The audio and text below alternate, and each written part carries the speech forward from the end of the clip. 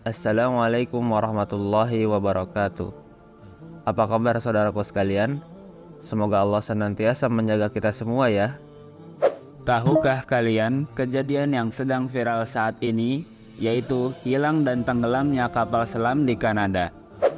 Jika kita andaikan mereka adalah seorang Islam, maka bagaimana status mereka saat meninggal? Apakah mereka mati syahid atau biasa saja? Penasaran kan? Mari kita simak pembahasannya ya.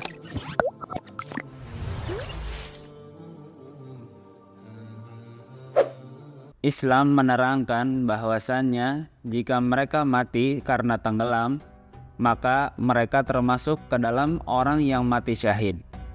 Dalilnya, sebagaimana yang disabdakan oleh Nabi Muhammad SAW, siapa yang terbunuh di jalan Allah, dia syahid.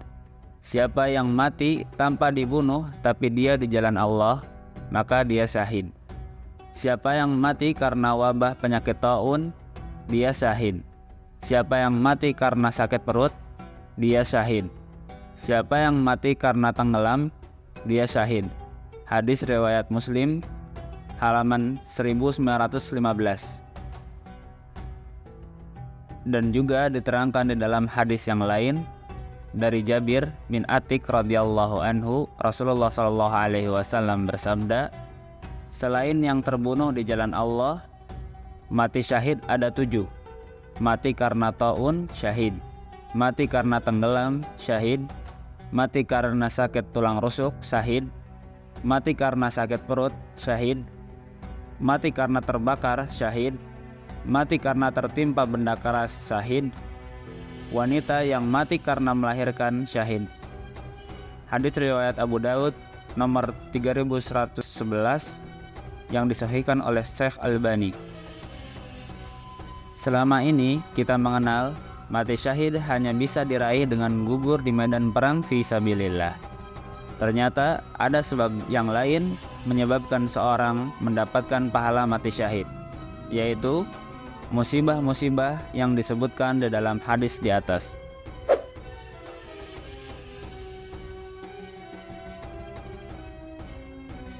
Namun, mereka yang syahid bukan karena perang atau jihad disebut sebagai syahid secara hukum, bukan syahid secara hakikat. Artinya, di dunia diperlakukan seperti jenazah pada umumnya.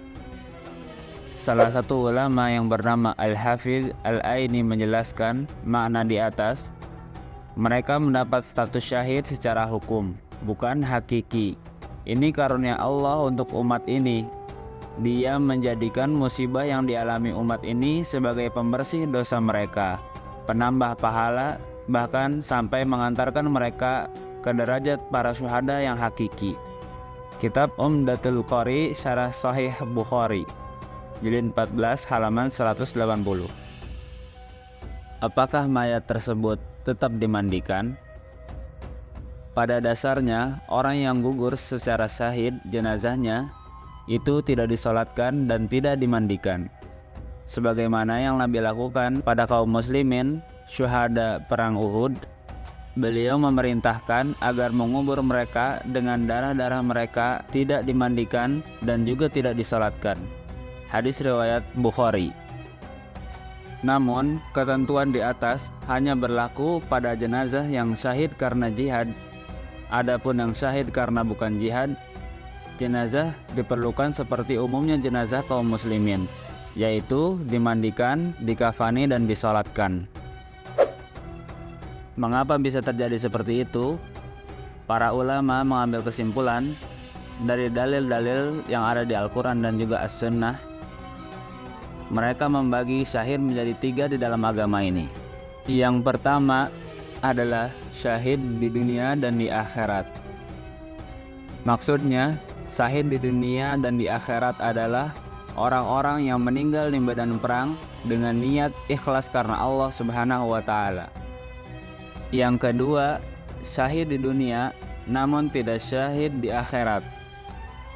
Artinya, seperti orang-orang yang melakukan riya, ujub atau sombong, atau kepentingan dunia lainnya. Contohnya adalah kita berperang di jalan Allah Subhanahu wa taala hanya agar kita dipanggil sebagai seorang pemberani oleh orang-orang di bumi.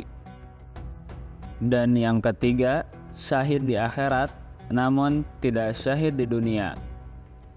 Mereka adalah orang-orang yang disebutkan pada hadis sebelumnya. Di antaranya adalah meninggal karena tenggelam. Mengingat status syahid mereka hanya di akhirat, maka di dunia tetap diberlakukan pada hukum orang meninggal bukan syahid, sehingga jenazahnya diperlakukan sebagaimana umumnya jenazah kaum muslimin, yaitu dimandikan, dikafani, dan disalatkan. Sebagaimana yang dikatakan oleh Al-Hafidz Al-Aini dalam kitab Umdatul Qari Syarah Sahih Bukhari jilid 14 halaman 180. Mungkin sekian dulu untuk konten kali ini. Follow for more. Jazakumullahu khairan katsira.